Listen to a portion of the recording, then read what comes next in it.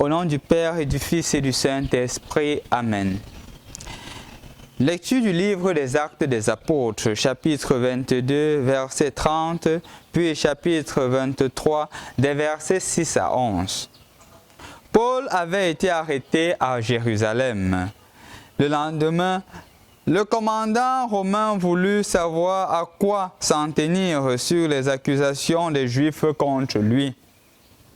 Il lui fit donc enlever ses chaînes, puis il convoqua les chefs des prêtres et tout le grand conseil et fit descendre Paul pour l'amener devant eux.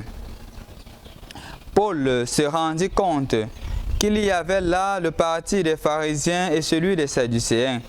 Alors, devant le conseil, il déclara d'une voix forte: « Moi, frère, je suis pharisien, fils de pharisien. C'est à cause de notre espérance en la résurrection des morts que je passe en jugement. » À peine il eut dit cela qu'une dispute éclata entre pharisiens et sadducéens et l'assemblée se divisa. En effet, les sadducéens prétendent qu'il n'y a ni résurrection, ni ange, ni esprit, tandis que les pharisiens y croient. Cela fit un grand vacarme. Quelques scribes du parti pharisien intervinrent pour protester vigoureusement. « Nous ne trouvons rien de mal chez cet homme.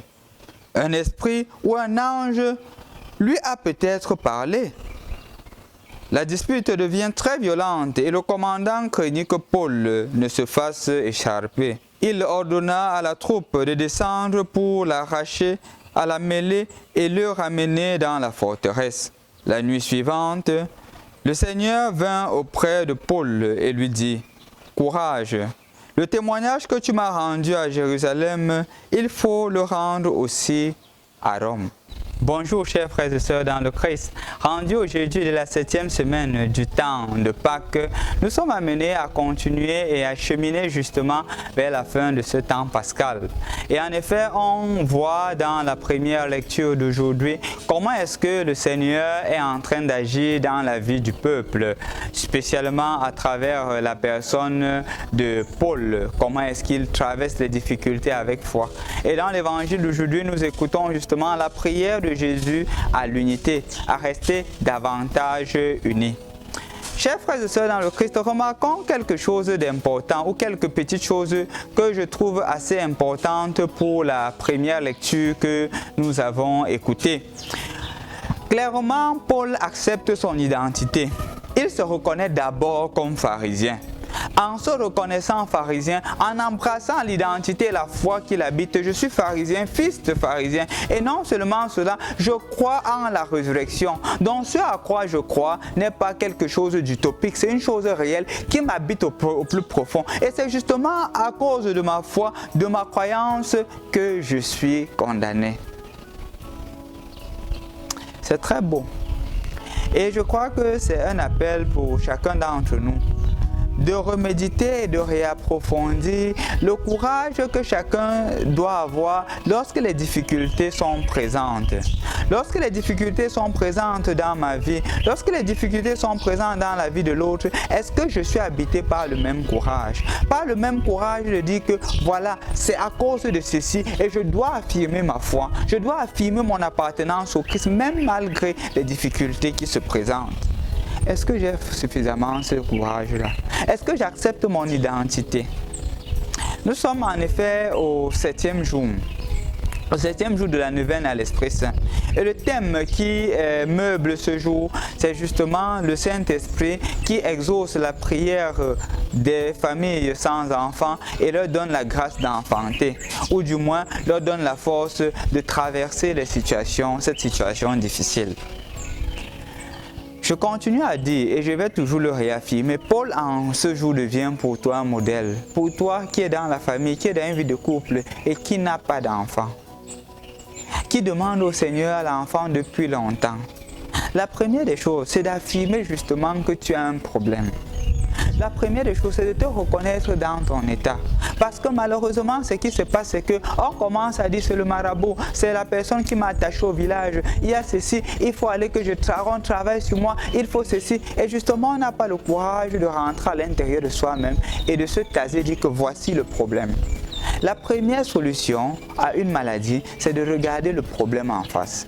Et quand on est capable de regarder le problème en face, on est capable justement de comprendre que cette solution ne peut que se trouver en celui qui a la force de me libérer. Celui qui m'a créé, celui qui m'a mis au monde, celui qui m'a façonné, c'est encore lui qui peut arranger cette situation. Et de ce fait, prier aussi maintenant.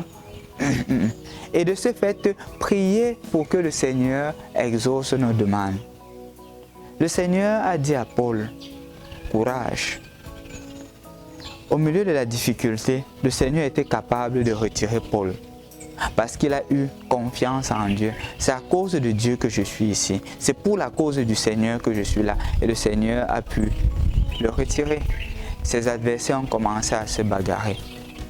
Donc, mon frère, ma soeur, je voudrais prier pour toi aujourd'hui. Je voudrais te prier afin que, premièrement, tu prennes conscience que ta situation est une situation réelle. Ce n'est pas une situation mystique. Et même si cela l'était, crois fermement que le Seigneur a le pouvoir d'agir. Et ne cherche pas d'autres moyens inappropriés en dehors de celui que le Seigneur te propose. C'est la première des choses. La deuxième, comme tu peux bien le remarquer, et comme tu l'as d'ailleurs remarqué, quand le Seigneur libère Paul, justement, il va encore le rencontrer dans sa chambre, dans la forteresse. Il lui dit, courage Paul. Je voudrais aussi que le Seigneur te donne le courage de traverser ces moments difficiles. Parfois, ce n'est pas facile. Les humiliations de la belle famille, les humiliations des voisins et des voisines, les humiliations de ta propre famille, les humiliations de tes amis, de tes collègues de service, parce que tu n'as pas eu la grâce d'avoir un enfant. Le Seigneur aussi te dit en ce jour courage. Mais aussi, rappelle-toi, il a exaucé Élisabeth, il a exaucé Sarah, il a exaucé Anne. Il peut aussi t'exaucer.